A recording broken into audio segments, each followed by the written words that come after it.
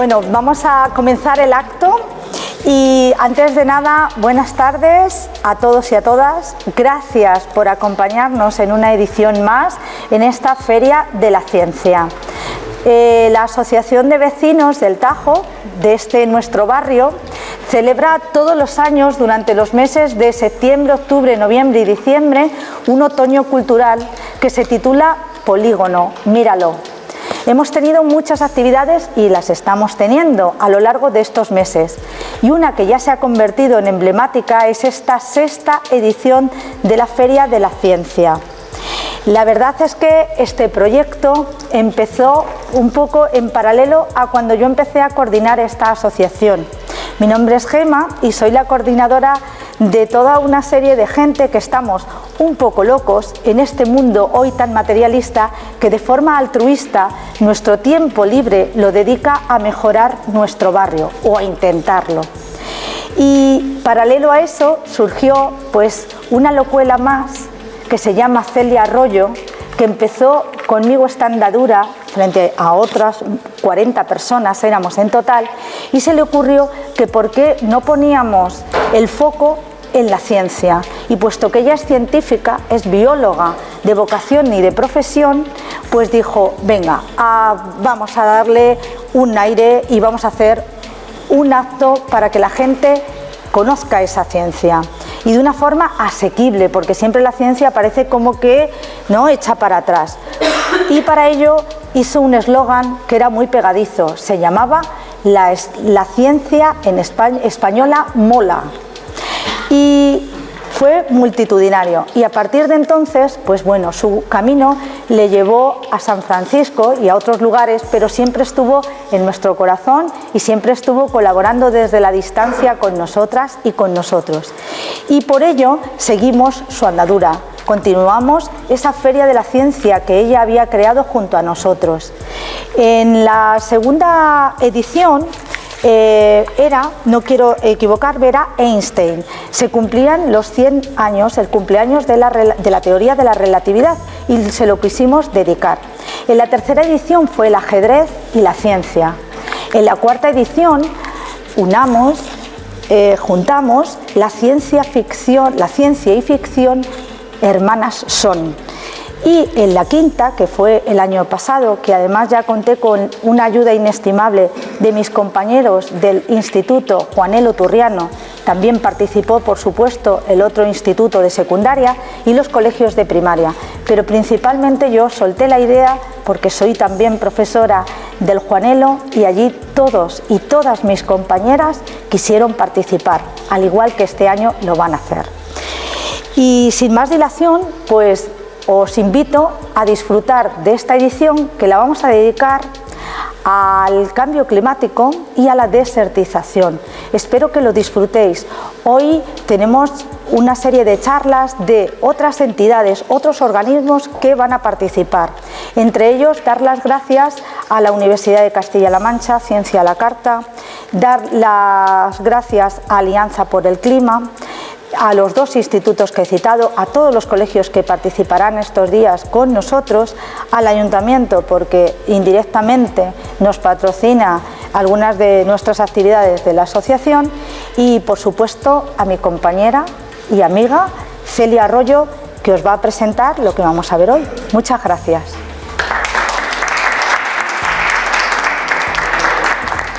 Espera.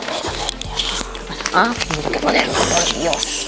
Bueno, sí, yo voy a ser breve porque lo ha dicho ya todo Gema. Solo quiero presentaros a Enrique Sánchez, que es profesor de la Universidad de Castilla-La Mancha, pero bueno, viene en representación de Ciencia a la Carta, que es una entidad sin ánimo de lucro, igual que las demás, si no me equivoco, y nos viene a hablar de, su título es Ya no nieva como antes, nunca había hecho este calor. Así que Enrique, si nos quieres explicar un poco el tema, pues aquí te invitamos. Mira el pinganillo, estoy nerviosa. ¿Yo pinganillo? Yo tengo voz de... Sí, pero si no, no se graba. Dale. Tengo voz de tenor, vamos. Mis alumnos se asustan. ¿Verdad, Susana? Pues nada, en primer lugar, desde luego, muchas gracias por invitarme a dar esta charla. Para nosotros, los profesores de la universidad y científicos, es siempre un placer y casi diría una obligación moral cada vez que alguien nos pide que demos una charla divulgativa sobre temas científicos en los que trabajamos profesionalmente en la universidad.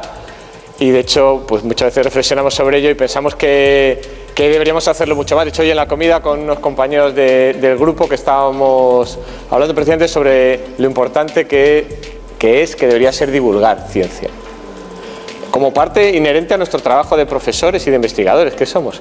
Y entonces, cuando surge una oportunidad esta, la verdad es que para nosotros es un gusto y nos sentimos muy honrados de que nos ofrezcáis estas oportunidades. Y nos encanta. La verdad es que creemos además que es muy necesario, y en un tema como este, en el que además formo parte de un grupo que trabaja en la Facultad de Ciencias Ambientales y Bioquímica de aquí de la Universidad de Castilla-La Mancha, aquí en el campus de la fábrica de armas, que además trabajamos modestamente en analizar y en comprender mejor lo que es el cambio climático, que es un tema que, aparte de un tema de relevancia científica, pues tiene unas derivadas y unas implicaciones en la sociedad en general muy grandes, ¿no? Y que todo el mundo es como...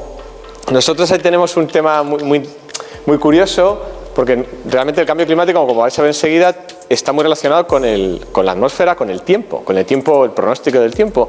Y del cambio climático se empieza a pasar ya, a veces para bien, a veces para mal, como con el tiempo, o como con el fútbol, que todo el mundo sabe y todo el mundo tiene una opinión, ¿no? Y está bien, porque bueno, es un tema que interesa. Si trabajaras en nanopartículas de no sé qué material, qué tal, eso es una cosa como que solo saben 4 y le parece todo muy rebuscado, ¿no? Pero sin embargo, del tiempo, todo el mundo tiene su opinión, que son muy malos, que fallan siempre, que vaya desastre o lo que sea, o que lo hacen muy bien. Y del clima y del cambio climático en concreto, para bien y para mal, yo creo que en general para bien, prácticamente todo el mundo ahora, porque tiene una importancia social muy grande, tenemos una opinión. O al menos un criterio, creo, ¿no? No es un tema abstracto, que yo nunca había hablar de eso. Voy a ver qué me cuentan, porque la verdad es que me resulta interesante, pero no tengo mucha idea sobre ello. Entonces, lo que pretendo hoy es una exposición muy divulgativa de lo que la ciencia sabe sobre el cambio climático. Aquí hay un montón de derivadas no estrictamente científicas, pero intentaré hacer una descripción de lo que la ciencia sabe y lo que la ciencia no sabe, porque también es importante dejarlo claro. La ciencia es ciencia, entonces no es otras cosas. Lo que quería comentaros es lo siguiente. Algunos, los más mayores, conoceréis a este hombre, a lo mejor os suena o a lo mejor no. Yo empecé mi vocación científica y de profesor, en buena parte vino gracias a este señor que falleció hace unos años, se llamaba Carl Sagan. Hizo una serie en fin, que a mí me despertó la vocación científica, que se llamaba Cosmos, y él hablaba sobre el cosmos, sobre el origen del universo, sobre el origen del sistema solar, era sobre astronomía. Pero era un divulgador de ciencia en general, ¿no? Y para mí siempre ha sido un referente. Es una persona que era un científico, era un profesor en la universidad en Estados Unidos y hacía divulgación sobre astrofísica, pero en general hablaba sobre ciencia y se esforzaba mucho en divulgar. Hizo esta serie en televisión, pero hacía muchas cosas. Yo lo pongo siempre como ejemplo porque hay dos frases de él, de entre las muchas que cuenta, os la digo rápidamente porque me sirve un poco, siempre intento contarlas porque para mí es como mi frontispicio, en la que me baso, intento modestamente seguirlo lo que puedo, ¿no? Una de ellas es una frase, las dos son de él, al menos se supone, a mí me gustan, ¿no? Una que dice, después de todo, cuando estás enamorado quieres contarlo a todo el mundo. Nosotros, modestamente, sin que suene arrogante, estamos enamorados de la ciencia. Y por tanto, como dice, la idea de que los científicos no hablen en público de ciencia le parece absurdo, le parece aberrante. Es verdad que a veces los científicos se nos ve como gente que está metida en su laboratorio escondido, no cuenta lo que hacen, o cuenta cosas muy raras que no se entienden.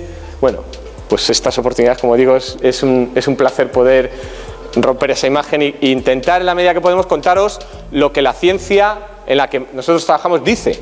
Y es para mí, que me gusta hablar muchísimo, con la gente que me conoce lo sabe, pues se juntan los dos gustos, el hablar por hablar y el hablar de cosas de las que modestamente sí poder transmitirlas a los demás, ¿no? Y luego la otra, que a mí me parece muy importante, que en estos tiempos que corren también es interesante decirlo, y es la siguiente. Cuando dices en ciencia, y lo voy a contar aquí enseguida, voy a hacer una pregunta, en la ciencia, en concreto en la ciencia del cambio climático, ¿es una cuestión de creencia? ¿Es una cuestión de opinión? ¿O son hechos? que no son incontestables. La Tierra gira alrededor, bueno, esto incluso puede dar algo de polémica, pero vamos a suponer que todos los que estáis aquí tenéis claro que la Tierra gira alrededor del Sol, ¿no? No se cree, no es una cuestión de vamos a votar. ¿Cuántos de vosotros creéis que la Tierra gira alrededor del Sol y cuántos creéis que el Sol gira alrededor de la Tierra? Eso no es una cuestión de opinión, es un hecho científico, ¿no? Bueno, pues la ciencia es eso. La ciencia, como dice Carl Sagan, es conocimiento, pero es también consciente de sus limitaciones. La ciencia no lo sabe todo. La ciencia a veces es arrogante, puede que sea así, pero en general un buen científico debería pensar así. Yo tengo una teoría, creo que es la Tierra la que gira alrededor del Sol, pero igual estoy equivocado. Si tú eres capaz de demostrarme lo contrario, te daré la razón. Entonces, evidentemente eso sucede y los científicos expresamos una hipótesis, la demostramos o la refutamos, pero no tenemos la verdad absoluta. Lo que la ciencia dice es el resultado de lo que muchas personas durante mucho tiempo han estado investigando, comparando, lo has visto tú, lo ha visto otro, lo ha visto otro, lo ha visto otro, todos han visto lo mismo, ¿estamos de acuerdo en que estamos viendo lo mismo? Sí, pues entonces creemos que eso es lo que está sucediendo en la naturaleza, en el cosmos o en el clima de la Tierra, ¿no? Entonces, a la pregunta, ¿en el cambio climático se cree? Que a veces es una pregunta que ahora sucede en los medios de comunicación. En el cambio climático, ahora definimos exactamente qué es, no se cree. Es verdad que hay cierta polémica, no sé hasta qué punto vosotros leéis noticias y a veces hay cierto run, llegan algunos políticos del otro lado del Atlántico y plantean ciertas dudas, no sé si os llegará esta información, pero digamos que lo que los científicos dicen, no yo no soy nadie, sino todos los científicos, la inmensa mayoría de los científicos dicen, es que el cambio climático, el clima, está cambiando por causa del hombre. Y eso es un hecho científicamente incontestable. ¿Cuánto y cómo? Ahí todavía hay ciertas dudas y es un poco lo que os voy a querer contar, pero que hemos sido capaces, que es una cosa tremenda, el ser humano, de alterar el clima de la Tierra por nuestra actividad, que es una cosa, dicha así, brutal, pues es un hecho ya incontestable. No hay ninguna duda sobre ello. ¿Cuánto lo estamos cambiando y cuánto lo vamos a seguir cambiando? Es un tema en el que se está investigando y en el que hay cosas que sabemos más o menos, hay cosas que no tenemos mucha idea y hay cosas que no tenemos ninguna idea. Y no pasa nada. La ciencia es finita y es limitada. Entonces yo lo que quería aquí un poco modestamente es contaros lo que la ciencia sabe. Bueno, y también me gustaría que fuera más o menos, no digo interactiva, pero si tenéis dudas o inquietudes o cosas que os parecen raras o que habéis pensado, habéis leído y no os las cuento o las habéis leído diferente o tenéis una opinión sobre ello, no me importaría, vamos, al contrario, estaría encantado de que me interrumpáis y me deis vuestra opinión, ¿no? Entonces, lo que quiero contaros un poco modestamente es qué sabemos sobre el cambio climático, qué no sabemos sobre el cambio climático y una palabra que en ciertos niveles, cuando hablamos con periodistas, les suele gustar muy poco, pero nosotros vivimos con ella con absoluta naturalidad, que son las incertidumbres. Hay cosas que sí sabemos, nosotros sabemos que la Tierra está aquí hoy, esto no es clima, pero es, bueno, sí, es clima. Estamos en otoño, nosotros sabemos que ahora hace más frío que en verano y que dentro de 2 meses hará más frío que ahora. Eso es incontestable. Son las estaciones del año, la Tierra tiene una inclinación y una distancia al Sol y hay estaciones. En invierno hace más frío que en verano, en global, y en verano hace más calor que en invierno. Dentro de eso hay otros detalles que no sabemos. Mañana va a hacer más frío que hoy. Bueno, eso sí lo sabemos. Mañana va a hacer, creo que un poquito más frío que hoy. ¿Dentro de una semana va a llover? Pues yo no me mojaría realmente en eso, no lo sabemos. Y no pasa nada. Yo puedo decir que la ciencia de la meteorología, la ciencia del clima, no es capaz de decir si va a llover dentro de una semana o 2, porque la ciencia tiene sus limitaciones, eso lo sabemos, no pasa nada. Y eso lo llamamos incertidumbres o limitaciones, ¿no? Bueno, no sé si nos da tiempo finalmente a hablar un poquito de efectos del cambio climático, que todo el mundo quizás es lo más relevante y a lo que más preocupación tiene. ¿Qué efectos está teniendo o va a tener el cambio climático en nuestro día a día, en nuestro entorno, en nuestro planeta, ¿no? Entonces, solo quiero contaros en esta presentación un poco hasta donde llegue qué cosas ya se saben del cambio climático, ¿vale? Y las dudas que podáis tener o inquietudes, pues casi prefiero parar en una transparencia y que me las contéis antes que yo contaros muchas batallitas. Pero cuando hablamos del cambio climático, ¿a qué nos referimos? Vale. El cambio climático, como fenómeno que sucede en la Tierra, está causado por lo que conocemos como efecto invernadero. Todo el mundo sabe lo que es el efecto invernadero, ¿no? ¿Sí? ¿Preguntamos o no hace falta? El mal llamado efecto invernadero, porque realmente no es un efecto como el del invernadero, esto es un invernadero, pero el efecto invernadero, literalmente, ¿para qué sirve un invernadero? Un invernadero sirve para que cuando hace frío en el exterior, tú pones aquí una pared acristalada que permite que el sol entre, la luz entre, pero no salga el calor que generas dentro y las plantas, dicho muy a lo bruto, puedan crecer en un entorno de temperatura más amable que si no estuvieran estas paredes, pero a la vez permite la entrada del sol, que es la que alimenta a las plantas y permite la fotosíntesis, ¿no? ¿Por qué a lo que sucede en la atmósfera se le llama efecto invernadero? Porque la atmósfera no tiene paredes, se parece a un invernadero, pero la atmósfera no tiene un límite rígido como serían esas paredes, porque la atmósfera se va desapareciendo conforme te alejas de la Tierra, pero no hay una pared que la limite. El aire de la atmósfera se podría ir, el aire del invernadero, si está cerrado, no se puede ir. Se parece, pero no es exactamente lo mismo, ¿vale? Pero la idea, por eso digo, siempre ponemos un invernadero, pero no es realmente un invernadero. ¿Por qué os cuento esta batallita? Vale, vamos a ver si lo puedo contar. La pena es que si no tenemos internet, hay una presentación muy chula de esta gente, que esto es un enlace a internet. Voy a intentar contaros muy rápidamente el efecto invernadero, porque es la clave para entender qué es el cambio climático y por qué estamos alterando el clima de la Tierra, ¿vale? Cuando uno estudia la Tierra y la estudia desde el punto de vista de la física de la atmósfera, hace este estudio. Voy a ir muy rápido, no voy a entrar en los detalles de los diagramas que aparecen aquí, pero simplemente quiero mostraros los siguientes diagramas muy sencillos. Cuando uno estudia el comportamiento de la Tierra, esto es la Tierra, estos puntitos blancos podéis imaginar que es los rayos del Sol que llegan, que calientan la Tierra, y la Tierra, a su vez, conforme le va llegando el Sol, el calor del Sol, también emite radiación o emite energía.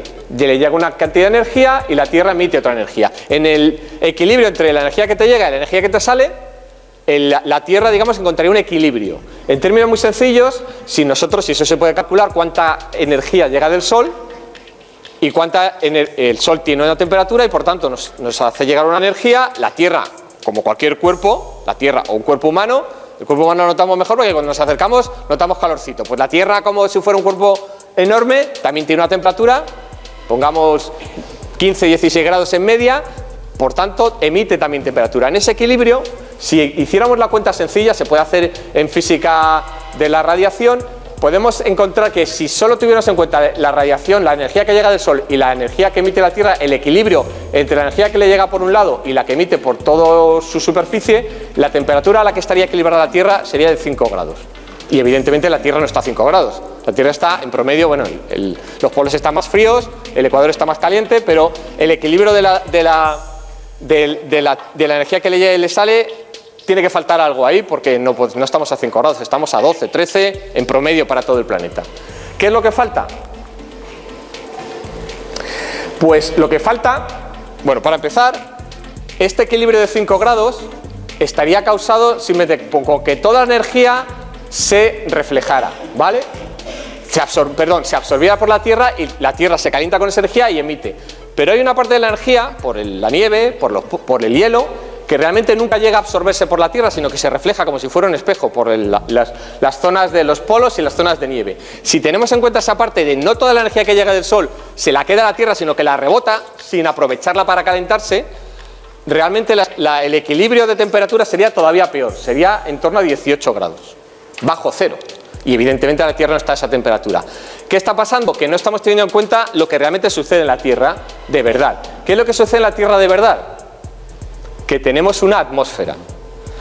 ¿Qué efecto tiene la atmósfera en términos de energía? Pues hace de invernadero. De invernadero sin pared. La energía del Sol llega, una parte se ve reflejada, como ya hemos dicho, otra parte es la propia que emite la propia Tierra, pero la atmósfera lo que hace es de pared no real, con los gases que tiene dentro, y retiene parte de ese calor. Eso hace que el equilibrio realmente se produzca a una temperatura mayor, a 15 grados. Esta es la imagen resumida de lo que sucede en la Tierra. Le llega calor del Sol, una parte por su propia temperatura la emite hacia afuera, pero hay una capa de aire, la atmósfera, que retiene parte de ese calor, hay otra parte que se va, pero hay una parte que se queda con las nubes, con los gases de efecto invernadero que llamamos, el CO2, el metano, etcétera. ¿De acuerdo? Entonces se puede calcular que el equilibrio entre lo que le llega y lo que se va, en promedio, la temperatura de la Tierra es de 15 grados, que más o menos puede ser la temperatura de la Tierra. Bueno, ahora estamos a, ¿cuánto estaremos hoy? A 10, pero en el Ecuador están a 30, en el polo están a 0, bueno, hacemos un promedio, más o menos sale esto. La cuestión es la siguiente, este equilibrio y estos valores se pueden calcular y se ve que salen bien, pero ¿qué pasa cuando ponemos más pared o más gases de efecto invernadero, más gases que absorben la energía que sale de la Tierra? Pues eso es lo que se conoce como cambio climático. Si aumentamos la cantidad de gases de efecto invernadero, básicamente CO2, metano y otros, el CO2 que es el que más conoceréis, hacemos esa pared, que no es una pared física, sino es una pared, digamos, con agujeros, la hacemos más fuerte, retenemos más calor, aumentamos la temperatura del sistema. Debido a que estamos teniendo más gases de efecto invernadero, más CO2, que lo estamos emitiendo nosotros, no por causas naturales, estamos estamos produciendo que la temperatura del planeta en global aumente, ¿vale? Esa es la idea básica. Entonces, en la ciencia del cambio climático, más que hablar de cambio climático, hablamos de incremento del efecto invernadero. El efecto invernadero, de forma natural, gracias al efecto invernadero, gracias a que hay CO2 y otros gases en la atmósfera, el planeta está a una temperatura agradable, 15 grados, en vez de estar a 18 bajo cero, que sería invivible, estaría todo congelado. Gracias a que hay efecto invernadero, gracias a que hay CO2, vivimos en un planeta agradable. El problema es que hemos empezado a emitir más gases de los que ya había y que nos daban una temperatura agradable, y lo que estamos produciendo es que haya un incremento de temperaturas porque hay demasiados gases, ¿vale? Y esos son hechos ya irrebatibles. ¿Cuántos gases hay? Mirad. Esta es la curva, esto es una gráfica, no hace falta complicarse mucho. Lo que aquí estamos mostrando, veis esta raya negra, es la cantidad de gases de CO2, del principal gas de efecto invernadero que hay en la atmósfera. Hay un observatorio muy famoso, este de Mauna Loa, que está en Hawái. Hawái está, no sé si sabéis si está alguno en Hawái. ¿Susana se está en Hawái? Bueno, ¿verdad? Sí. Hawái está en medio del Pacífico, es un terreno virgen, no hay nada que lo intoxique, digamos, está en pleno Pacífico, que es el océano más grande del planeta, cerca de nada, en la mitad del Pacífico. Con lo cual, pues a un señor americano de una asociación oceanográfica americana, desde los años 50-60 se le ocurrió medir la cantidad de CO2 que había. Y no estaba contaminado por nada, porque allí pues dicen, no, es que está cerca de una fábrica, no, es que está cerca de una ciudad grande, o yo qué sé, o está en medio del desierto. No, está en medio de la nada, de que haya cosas que lo alteren, ¿vale? Pues este hombre se puso a medirlo en su momento pues, porque se aburría, o yo qué sé, porque le gustan a los científicos hacer cosas raras, y ahora, gracias a él, a que tenemos datos desde el año 60, podemos ver cómo ha ido aumentando la cantidad de gases de efecto invernadero, sin entrar en el detalle de las unidades, desde unas 300 unidades hasta, he cogido los datos de ayer, de anteayer, del día 3 de noviembre, estamos ahora mismo en 410. Hemos pasado de 300 a 400 en 50 años. Y diréis, bueno, a lo mejor eso tampoco, de 300 a 400 eso no es nada. ¿Será que allí hay muchas vacas o muchos? Dime. ¿Y cómo se mide eso? Uf. ¿Cómo recoges tú esos resultados? Esto tendría que venir Ana para explicárnoslo, los profesores de química atmosférica, que sabe cómo se mide la concentración de los gases en la atmósfera. Hay ciertos aparatos con sus filtros, igual que se mide los contaminantes. ¿Dónde está la estación de medición de contaminación? Aquí en Toledo. Hay una. ¿Dónde? La de calidad ambiental. Sí. El Safón. No hay una en la. Ay, por cerca del. Bueno, son unos aparatos que capturan el gas en cualquier situación, igual que, yo digo, los de calidad L que miden las contaminantes que están emitiendo los coches o tal, pero los aparatos en concreto que filtran y que miden la cantidad de concentración de diferentes gases que hay en la atmósfera, lo ignoro cómo lo hacen. Esto me imagino que será un aparato parecido. Yo no manejo los aparatos de medición de gases, pero... Pero el que tiene Ana es portátil, es como un móvil. Vas con eso, lo enciendes y no sé cuál será el fundamento. Te marca instantáneamente CO2. Pues, sí, igual. No sé cuál es el fundamento, pero se ocurrió siempre aquí para decir... A saber, no, hombre, me diría muchas cosas, me diría otras cosas también, o estaría estudiando algún comportamiento de la atmósfera. Dijo, esto es un sitio como muy neutro, y me dio más cosas. Lo que pasa es que ahora se ha hecho famoso por la curva, se llama la curva Killing, que es, el investigador se llama Killing, y se llama así porque él fue el que estuvo midiendo durante los primeros años. Ahora ya, como es tan importante conocer la cantidad de CO2 que hay, pues ya se dedica mucha gente a hacerlo. La institución oceanográfica esta que hay aquí es la que lo gestiona. Yo he estudiado PATAS, o sea... Entonces, de la misma manera que tú mides CO2, metano, partículas, óxidos de azufre, cuando está midiendo contaminación en una ciudad, pues él tiene ahí su medidor estable. Y bueno, lo que quiero contaros con ello es, ¿vale? Veis que está aumentando la cantidad de CO2. Por tanto, la idea más o menos está clara. Hemos aumentado de 300 a 400, que es mucho. Pero diríais, claro, pero me estás enseñando solo la curva para acá. Igual en el año 1900 había 200 y la curva es así recta y me están mintiendo. Mirad cómo es la curva cuando miramos a los últimos 10.000 años, ¿vale? 250, 260... Bueno, parecía que había una pequeña tendencia y mirad lo que ha hecho la curva cuando hacemos el zoom, es la curva anterior. Mirad lo que pasa en los últimos, estos serían 1000 años, pues estos últimos 50 años, mirad. Eso lo hemos hecho nosotros, no sé si podemos estar orgullosos o avergonzados, pero este crecimiento casi vertical de la cantidad de CO2 en los últimos 50 años comparados con los últimos 10.000 años es absolutamente brutal. Es que esto no ha pasado nunca. Con lo cual ya puedes imaginar, solo simplemente pensando, extrapolando lo que hemos hecho, si la Tierra de forma natural, porque hasta aquí pues no teníamos capacidad de alterar la naturaleza de forma significativa, en 50, 60, 70 años que llevamos, 100 años, emitiendo gases con nuestros coches, con nuestras industrias, hemos sido capaces de alterar la cantidad de CO2 en la atmósfera y por el aumento del efecto invernadero de todo el planeta de una manera absolutamente increíble. O sea que no es que le hayamos hecho apuesta, nadie se puso a aumentar CO2 para fastidiar o para decir, ¿y qué pasa si metemos ese CO2 en la atmósfera? Pero lo hemos hecho y lo seguimos haciendo. De hecho, si veis esta curva, si pensáis en todos estos cumbres del clima que hay ahora, de vamos a dejar de emitir, vamos a empezar a usar energías limpias, vamos a coger coches que contaminen menos y tal. Bueno, ¿de eso cuánto llevamos hablando? ¿20 años? ¿15 años en Europa? Pues mirad, yo desde el año 2000, poneros aquí, yo no veo que hayamos conseguido gran cosa. A lo mejor nosotros los españoles o los europeos en general estamos esforzando. A ver, el mensaje no es que mal lo estamos haciendo, pero globalmente el planeta, para lo bueno y para lo malo, estamos en un solo planeta, como el eslogan ese de no hay planeta B. Aunque nosotros emitamos menos, que hay que emitir menos, si los chinos y los indios y los americanos emiten más, hay que convencerles, aparte de predicar con el ejemplo, claro. Pues esto es lo que nos está pasando. Es más, si nos vamos a cerca de 800.000 años hacia atrás, mirad cómo es la curva. Antes os he enseñado este trocito, luego os he enseñado este trocito y ahora os estoy enseñando todo ese trocito. Ahí va. Realmente somos capaces de medir cuánto CO2 ha habido en toda la historia de la Tierra. Y se ve que la cantidad de CO2 ha ido oscilando en los últimos, estamos hablando de centenares de miles de años. Pues nunca, hasta donde se tienen datos medidos, evidentemente el señor este de Hawái no lleva midiendo 100.000 años ahí el pobre, lleva sus 60 o 70 años que tiene.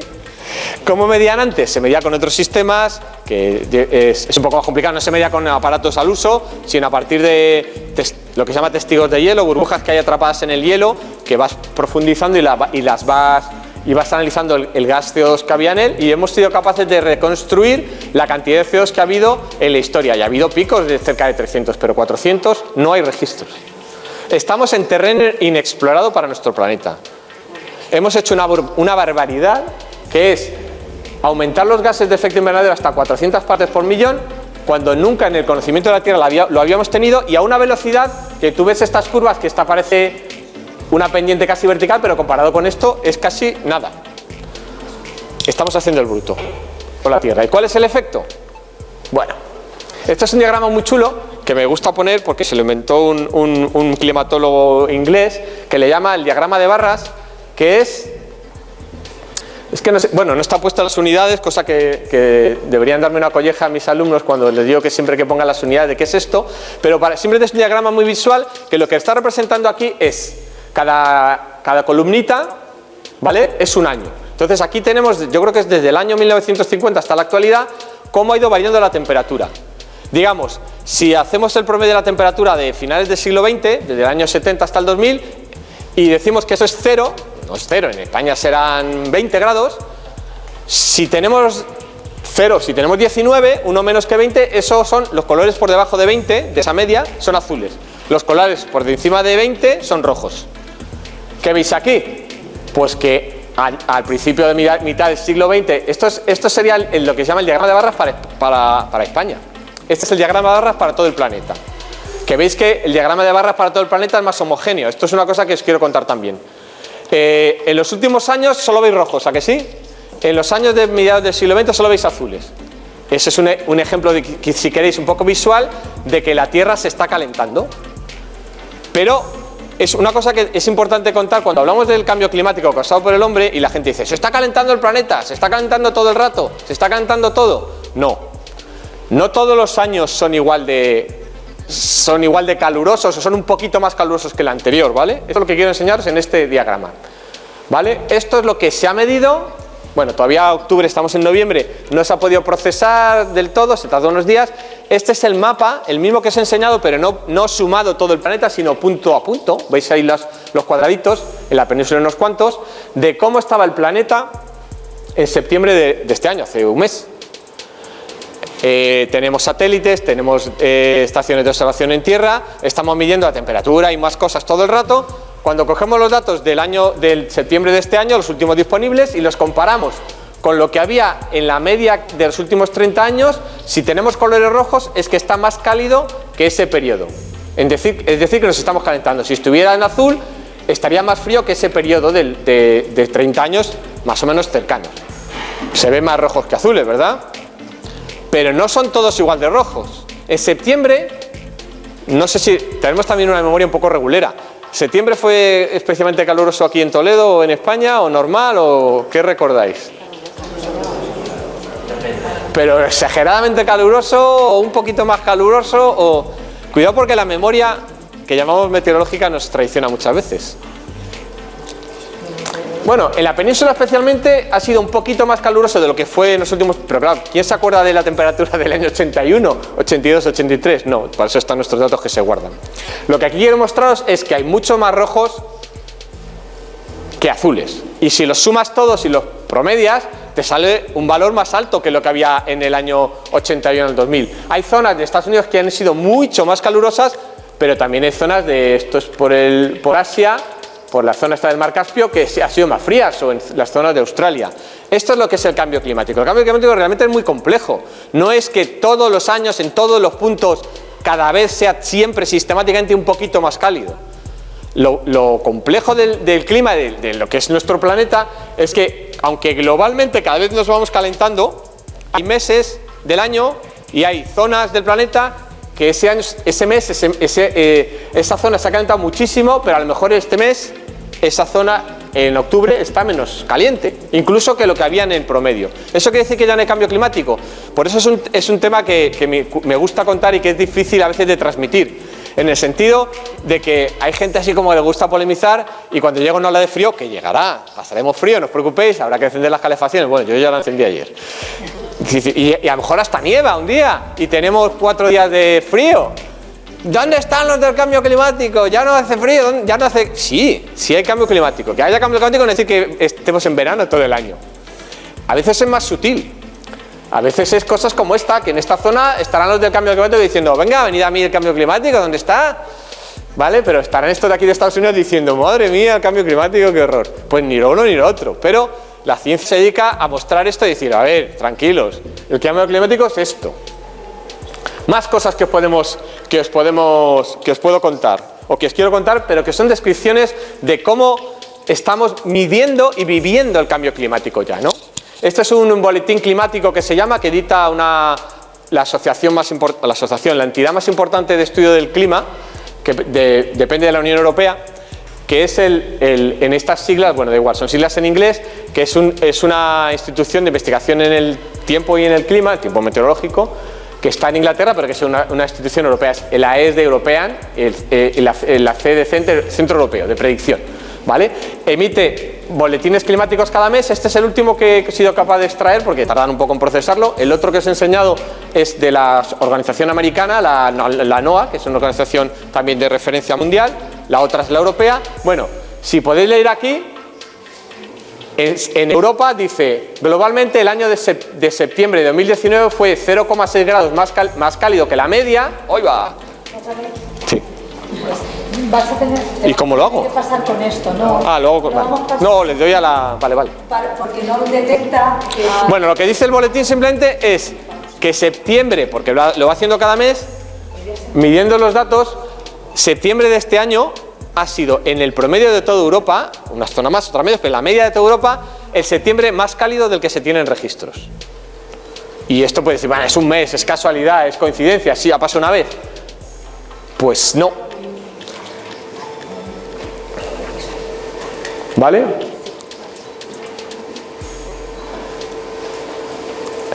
De los últimos, yo ahora no tengo la cuenta hecha ahí, pero de los últimos, si cogiéramos los, septiembre cojo septiembre porque es el mes más cercano que tenemos, pero si cogiéramos de los últimos 100 años, los últimos 100 septiembres, y cogemos los 20 más cálidos, de esos 100, no es que este en concreto, el de 2019, haya sido el más cálido, que lo es, sino que de los últimos 100 años, los 19 de los 20 más cálidos han sido los últimos 19 años. Y eso ya es una tendencia muy grande. Lo podemos ver en muchos más diagramas. No quiero aburriros con diagramas, creo que soy yo, ahora eres tú. Esto es otra vez un diagrama que nos muestra cómo va variando la temperatura. Si este es el promedio de los últimos 30 años del 80 al 2000, mirad dónde estamos ahora, 2019. Este piquito de aquí es que estamos, bueno, estos son americanos, lo muestran en grados Fahrenheit, pero bueno, ahí están en grados centígrados. Estamos cerca de 1 grado por encima de la media de los últimos años. ¿Y veis los rojos? Los rojos, hubo aquí también unos, claro que sí, hubo años cálidos en los años 40, los 50, en los 80, pero ¿dónde se acumula la mayor parte de los años cálidos? En los últimos 20. Es absolutamente incontestable. Este diagrama os lo quería enseñar, pero este necesita un enlace y no se puede ver, pero es un diagrama por países. Pero claro, la temperatura está aumentando y ¿cuál es la consecuencia? Pues tiene muchas consecuencias. Vamos a hablar de algunas de ellas o vas a comentar qué efecto tiene que estén aumentando las temperaturas. Esta gráfica la saqué también ayer, es de unos investigadores que se dedican a medir la cantidad de hielo que hay en el Ártico, ¿vale? Esto es solo en la zona del Ártico. En la Antártida se puede hacer igual, pero el Ártico es el más preocupante ahora mismo en términos de si calentamos todo el planeta, en una parte más, en otra menos, unos meses más, otros menos, pero vamos calentando. Uno de los efectos más importantes o más visibles es que se está derritiendo, y este año ha sido absolutamente brutal, vais a verlo enseguida, la cantidad de hielo que hay en el Ártico. Y ya no es solo que esté bonito, que esté feo, haya más osos, menos esquimales o tal, que también, sino que cuando el hielo se derrite no es tan fácil volver a congelarlo, porque el hielo se derrite, se mezcla con el agua del mar y se va de allí y empieza a producir una serie de efectos bastante graves. Pero esto simplemente es el hecho descriptivo. Las curvas, no hace falta que sigáis mucho las curvas. Esta curva lo que nos va mostrando es cómo va oscilando la cantidad de hielo que hay a lo largo del año, de enero a diciembre, ¿vale? El hielo en el Ártico va oscilando a lo largo del año, tiene un máximo en noviembre, tiene otro máximo en junio, tiene unos mínimos en febrero y otro mínimo en septiembre, ¿vale? Pero olvidándonos de esos detalles, lo que quiero enseñaros aquí están mostrando desde el año 78 la cantidad de hielo que hay. ¿Por qué desde el año 78? Porque el hielo se mide, es muy difícil de medir, se mide con satélites. Y los satélites que lanzamos meteorológicos, bueno, todos los satélites en general, la era de satélites para la observación meteorológica, para espiar, para lanzar misiles, para lo que sea, para hacer telecomunicaciones, se empezaron a lanzar a finales de los 70. Entonces el primer satélite meteorológico que existe y que por tanto se podía poner encima del Ártico y de la Antártida y medir todo el rato y estar mirando, no hay desde antes del 78. Las mediciones de hielo anteriores pues eran de otra manera y muy parciales. Ahora que tienes un satélite encima, igual que tienes el que ves, el Meteosat que nos enseñan en el tiempo en la tele, hay otro que está encima del Ártico o que va dando vueltas y va pasando por allí y cada X horas hace una foto y mide cuánto hielo hay. Hace una foto, ve la superficie y lo mide. Bueno, lo que quiero enseñaros es que veis que las curvas pues bueno, van unas más arriba, más abajo, se mezclan. ¿Veis estas curvas gorditas rojas y moradas que están aquí, que son las que están más abajo de todas? ¿Las veis? Bueno, pues qué casualidad. 2016, 2017, 2018 y 2019. Las 4 curvas que van más por abajo de toda la secuencia de curvas son las de estos últimos 4 años. ¿Coincidencia? Bueno, pues habrá gente que piense que es coincidencia. Los científicos piensan que no es coincidencia. En concreto este año, 2019, que es esa roja, es esta curva que se para a principios de noviembre ahí. Hubo un año que fue realmente bestial, que es este de aquí, que es el 2016, pero si nos quitamos de 2016, el siguiente año que va por la curva por aquí abajo, de hecho, esta curva en la época de mayo-junio fue tremendo, se midieron la cantidad, la superficie de hielo más baja nunca medida en el Ártico. Ahora mismo estamos, bueno, no estamos tan mal, somos el segundo año, peor año de la historia. Que no está mal, porque este año fue peor, pero estamos ahí, y ya que todas las curvas de los últimos años estén marcando mínimos de cantidad de hielo, pues ya no solo por el efecto que tiene, sino por un montón de impactos que tiene. Esta es una de un Twitter de un chico que se dedica a investigar, un investigador, es que en la foto del Twitter parece muy joven. Y es una cosa bestial. Está estudiando no solo todo el Ártico, ¿veis dónde está el Ártico? ¿Veis aquí Estados Unidos, aquí está España, Europa? Bueno, hay una zona que se llama el Mar de Chucky, que yo no lo conocía tampoco, que está en la zona de Alaska. Alaska este año hay investigadores, porque al final el Internet es lo que tiene, que conoces a todo el mundo en todos lados. En la zona de Alaska y del estrecho de Bering y tal, se ha producido una anomalía, unas variaciones de temperatura absolutamente bestiales. Estamos hablando, antes os he enseñado que el planeta se está calentando, que este año marcamos récords, estamos hablando de un grado de calentamiento en promedio respecto a lo que había hace 20 años, que diréis, un grado no es nada. Bueno, luego hablamos si un grado no es nada o es mucho. Pero es que en esta zona del Ártico en concreto, en el mar de Chucky y en la zona de Alaska y del estrecho de Bering, se está marcando anomalías de más de 20 grados. Que es una cosa absolutamente brutal.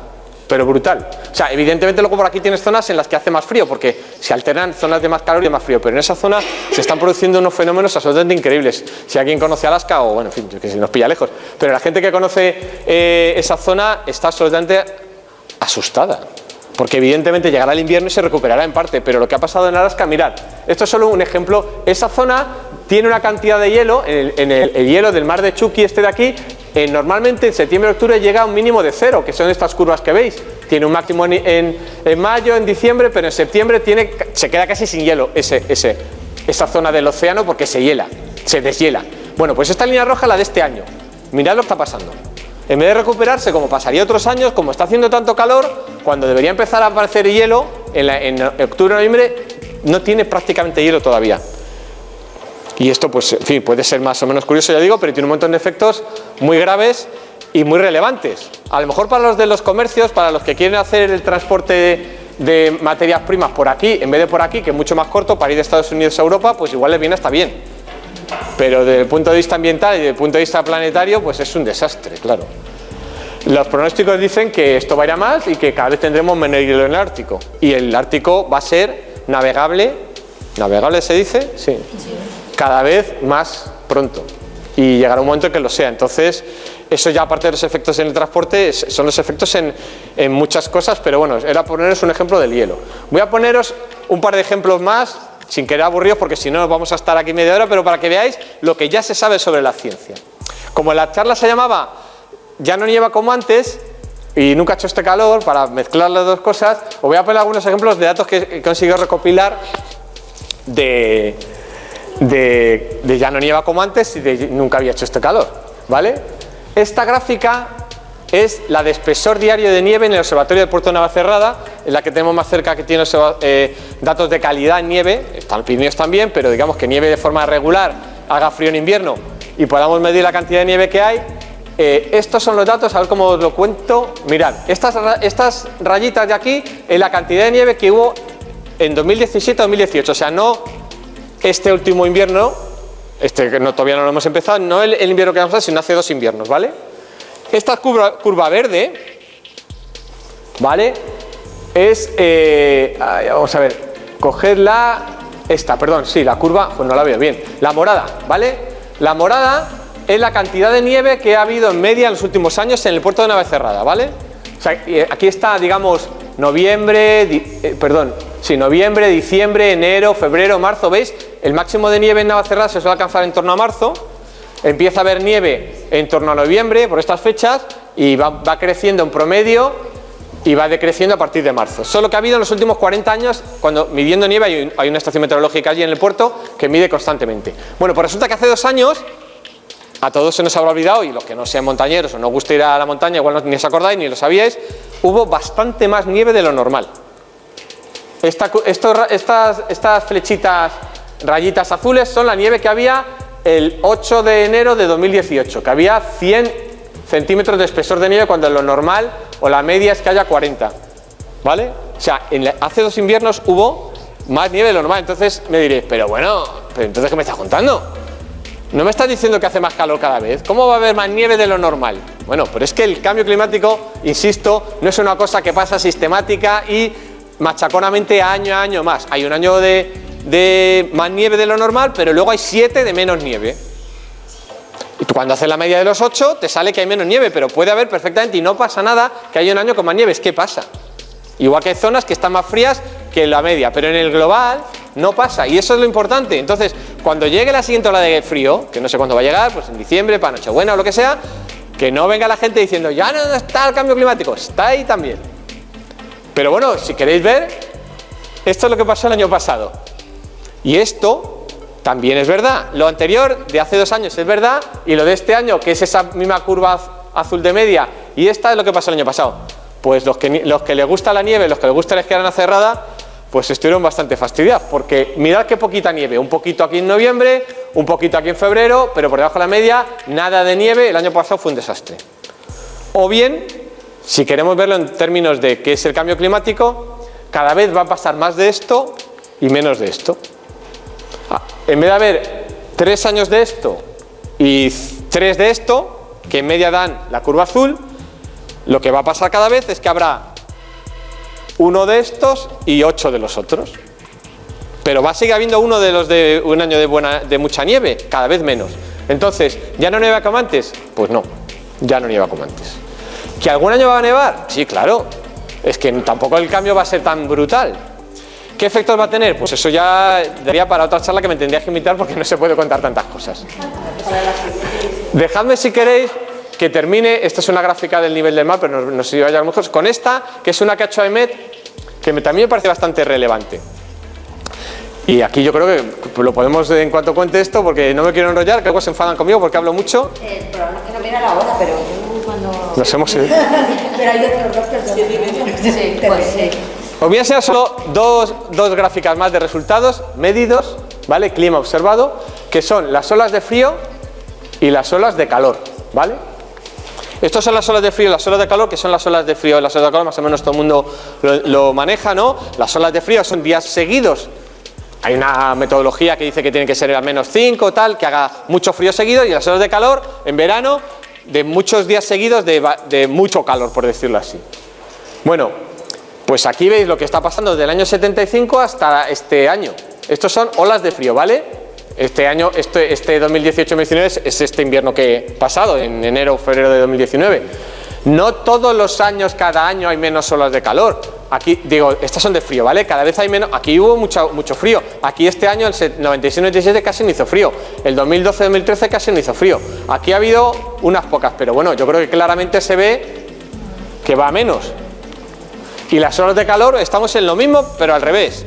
¿Todos los años va a hacer más calor? Sí. ¿Todos los años va a haber más olas de calor? No necesariamente.